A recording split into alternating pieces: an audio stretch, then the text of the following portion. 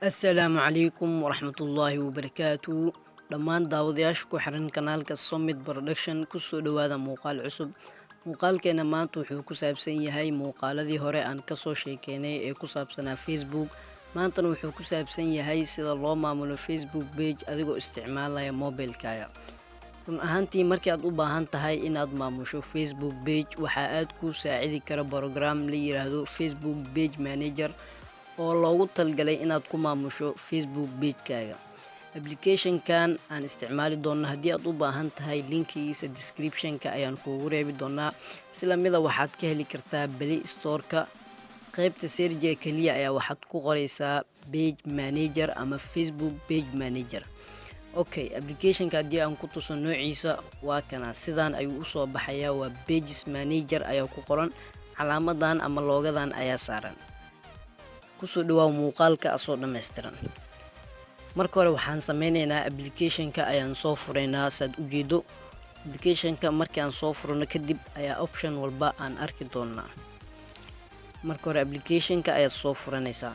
Okay, hadda adiga wuxuu ku weydiinayaa markaad ku cusub tahay login iyo waxyaabahaas. Marka waxyaabahaas waad iska soo xalin doontaa. Facebook-gaaga ayaad login ku dhehaysaa. Kadib ayuu page-kaaga ama page aad leedahay aad ku isticmaasho ayuu ku keeni doonaa sidaan camal. Hadda marka waad u jeedaa Summit Production waa Facebook page-ka aan ku leenahay ee kanaalka Summit Production.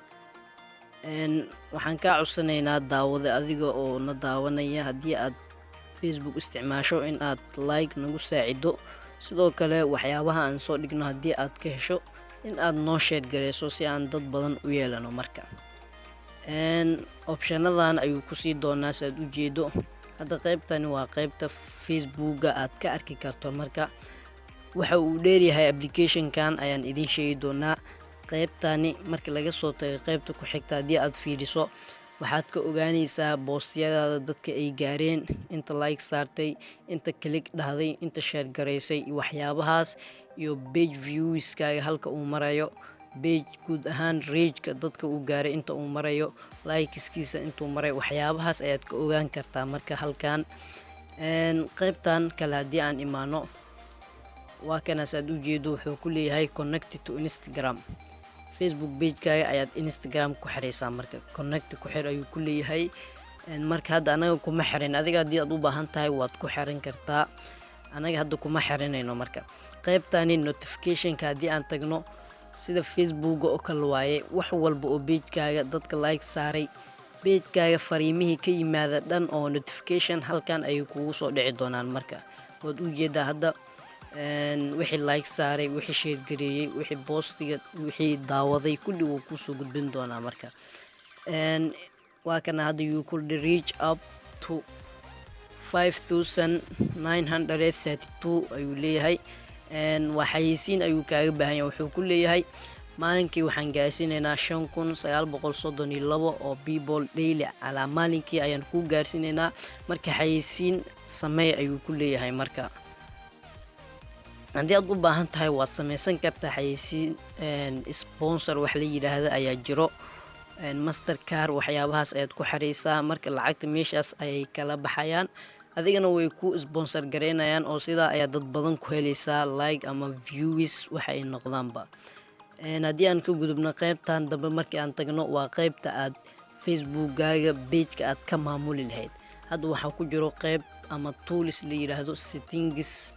Waad u jeedaa hadda waxyaabo badan, optiono badan ayuu leeyahay marka halkan waad ka maamuli kartaa marka Facebook page-kaaga. Waxaa ku jira qayb la yiraahdo delete page. Haddii aad u baahan tahay page-ka inaad iska delete gareyso gabi ahaanba waad ka tiri kartaa halkan. Qayb report la yiraahdo ayaa ku jiro oo tusaale ahaan qof ayaa sawir ka xaday misana video-ga isticmaalay, report ayaad ka bixinaysaa marka. Qaybtan aad u jeedo page info oo ku qoran tahay ayaad galaysaa. Page-kaaga waa qaybta aad ka maamuli lahayd, aad waxyaabo badan, optiono badan aad ka bedeli lahayd marka. Nooc walbay ahaadaanba waa wax walba ayaad kaga bedeli kartaa qaybtan la yiraahdo page info.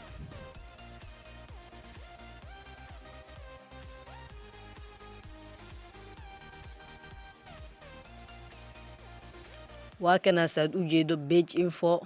haddii aad u baahan tahay kanaalka magaciisa ama aan iraahday Facebook page-kaaga magaciisa ayaad ka bedeli kartaa halkan saad u jeedo. waxaad ku dari kartaa page username haddii aad u baahan tahay, create ayaad ku dul dhehaysaa, marka ku qor ayuu ku leeyahay waxaad u baahan tahay. phone number ayaa inoogu jira hadda waad u jeedaa, description ayuu leeyahay. haddii aad u baahan tahay hours ayaad ku dari kartaa, saacadaha adiga wax soo dhigto ugu badnaan waxyaabahaas ayaad ku dari kartaa. marka hadda waad u jeedaa description xitaa waa inoogu jiraa. marka waxyaabaha markii aad samaysato save ayaad leedahay, halkaas ayaad ku dhufanaysaa. okay, haddii aan ka gudubno waxaan imaanaynaa qaybtan la yiraahdo automated responses.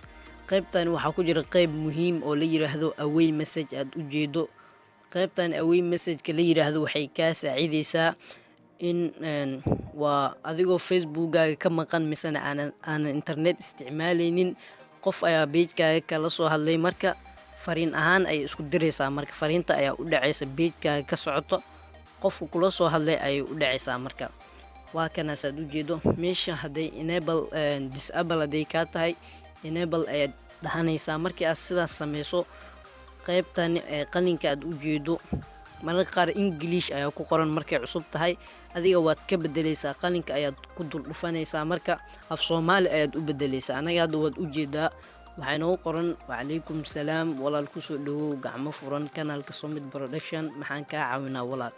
adiga marka haddii aad u baahan tahay waad ku qoran kartaa, af Soomaali ayaad ka dhigaysaa. marka opshano badanna waad ku darsan kartaa oo ilaa 500 oo qoraal ayaa lagu baneeyay, marka halahaasi dhan waad ku dari kartaa. okay, anaga hadda save ayaan iraahneenaa, waan save gareyneynaa, marka halahan ayaan ugu talagalnay. okay,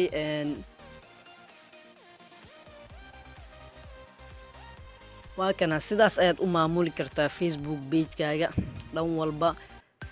muuqaalkeena maanta halahaas ayaan kusoo koobeynaa. marka waxaan idinka ilaaway qaybtani hore aad u jeedo halkan post ay ku taalo, waxaad ka sameyn kartaa post ayaad dhigi kartaa. macnaa haddii aad u baahan tahay qoraal ayaad ku qoraysaa, sidoo kale halkan ayaad ku dul dhufanaysaa photo/video. haddii aad u baahan tahay sawir, haddii aad u baahan tahay video ayaad ka soo gelinaysaa. markii aad waxyaabahaaga isku toosisato next ayaad leedahay, postiga sidaas ayuu ku bixi doonaa. marka haddii aan ka gudubno meeshani, halkan waa photo sida sawir loo soo geliyo weeye.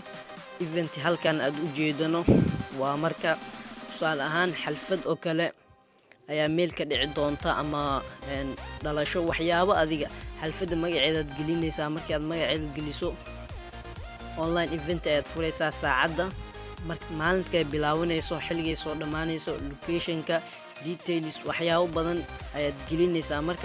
markii aad dhammaysato waxyaabahaagii publish ayaad leedahay. photona waad ku daraysaa, add photo meeshaas. marka qofka markuu arko si toos ayuu heli doonaa haddii uu alla idmo.